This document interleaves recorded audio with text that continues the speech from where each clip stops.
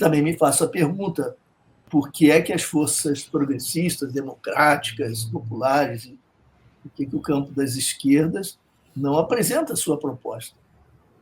Eu, olha, fiz e faço ainda, e essa nossa conversa é parte disso, de alguma maneira, eu não vou desistir, mas há décadas eu faço isso, tentando conversar. Mas quem sou eu, né? Um indivíduo, eu não sou o único, evidentemente, tem amigas, colegas, amigos, e pesquisadores e policiais que buscam também fortalecer um processo de negociação. Eu estaria disposto a sacrificar. Houve uma apresentação de uma PEC, para a qual eu contribuí, na qual me dediquei por muitos anos, a PEC 51, apresentada pelo senador Lindbergh Faria, então senador, em 2013. Ele apresentou lá ao Senado. E a PEC 51 é uma proposta de reformulação da arquitetura institucional da segurança pública.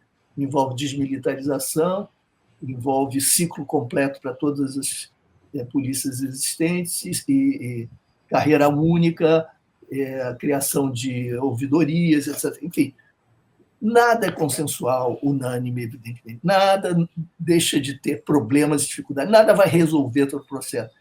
Mas ali havia um esforço, depois de muita negociação, de que nós combinássemos o máximo de mudança com o mínimo de resistência. Essa era a nossa ideia.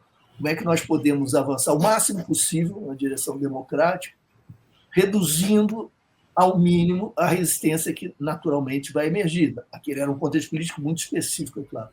Então, apresentamos a PEC 51, que foi adotada, apoiada na sequência pelo movimento que nasceria aí, que é o Movimento Policiais Antifascismo, e por vários atores, agentes, entidades também.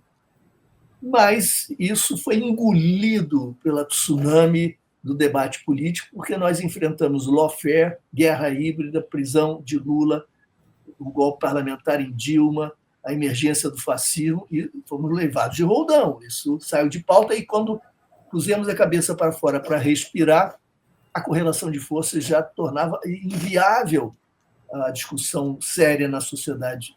E há muitos episódios até que demonstram isso. Mas o nosso dever continua sendo tentar negociar com todas as entidades, com os partidos políticos e não apenas, com entidades da sociedade civil, uma proposta objetiva, plausível, factível, realista, de mudança para negociar, porque nós sabemos que nós vamos levar.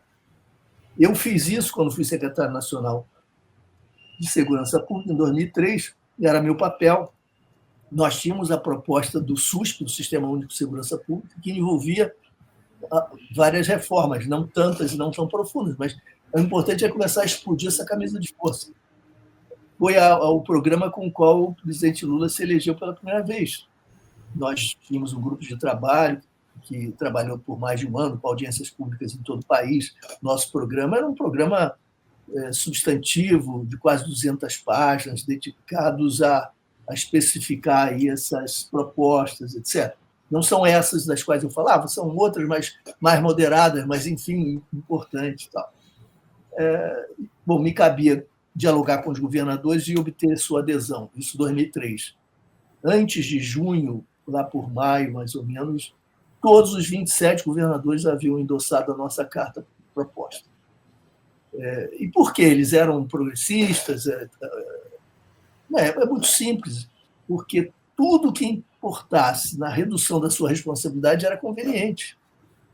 Eles carregam nos ombros o peso da segurança pública, isso é desgastante, como dizia Brizola, afaste-se do tema, porque esse tema corresponde ao abraço do afogado. Se você o abraça, ele leva para o fundo, porque é insolúvel, é desgastante permanentemente, etc. Então, na medida em que nós propunhamos maior responsabilidade para a União nessa articulação com redistribuição de autoridade, responsabilidade, etc., levando ao município e trazendo a União para o proscênio, na medida em que nós fazíamos isso, isso convinha aos governadores e eles endossavam. Devolvemos para o presidente e foi marcada uma data inicial, e nós estávamos vibrando muito para essa celebração do que nós chamamos o Pacto pela Paz.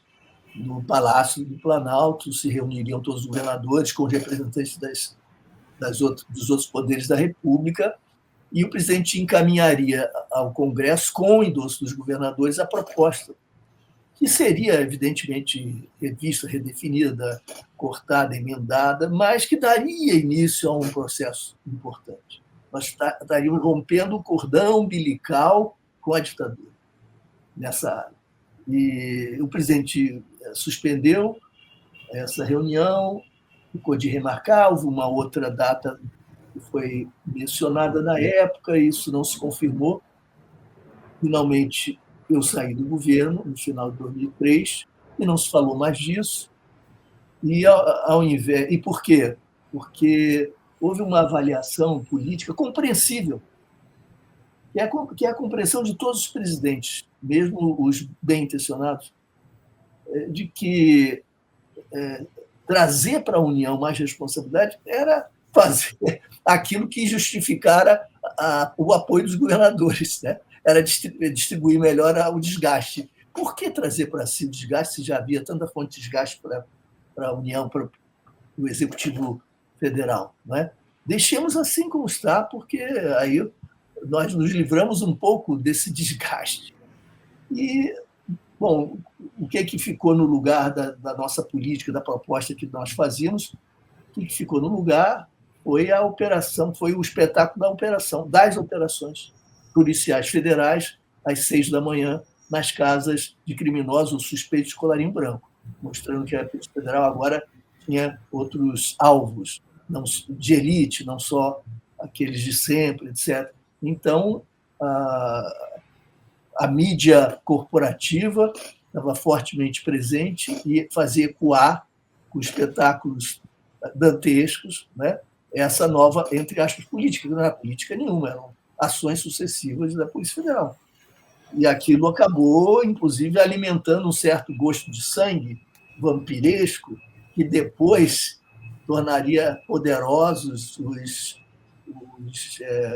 vampiros da Lava Jato, com esse punitivismo ensandecido, orientado politicamente. Então, acabou sendo um tiro no pé e nós esquecemos a política. Então, eu acho que o que se impõe é trazer para a sociedade e procurar compor uma grande coalizão em torno de algumas mudanças. E eu vi, inclusive, na Folha de São Paulo, não faz tanto tempo, alguns meses, um artigo muito interessante da professora Maria Hermínia Tavares, conclamando os estudiosos dessa área a fazerem isso. Por que não se unem? Por que, se há já consensos, e por que não propõe a sociedade? Pois é, professor, é o que muitos e muitas de nós estamos tentando fazer há bastante tempo.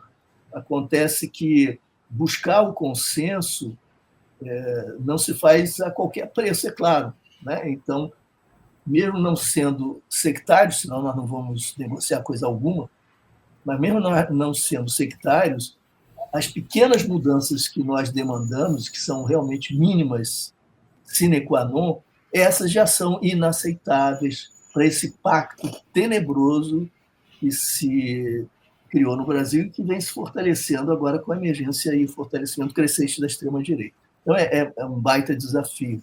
E sempre a conversa vamos fazer isso nas eleições. E nas eleições só se faz o que a correlação de forças permite, de acordo com pesquisas de opinião. Não se vai a lugar nenhum.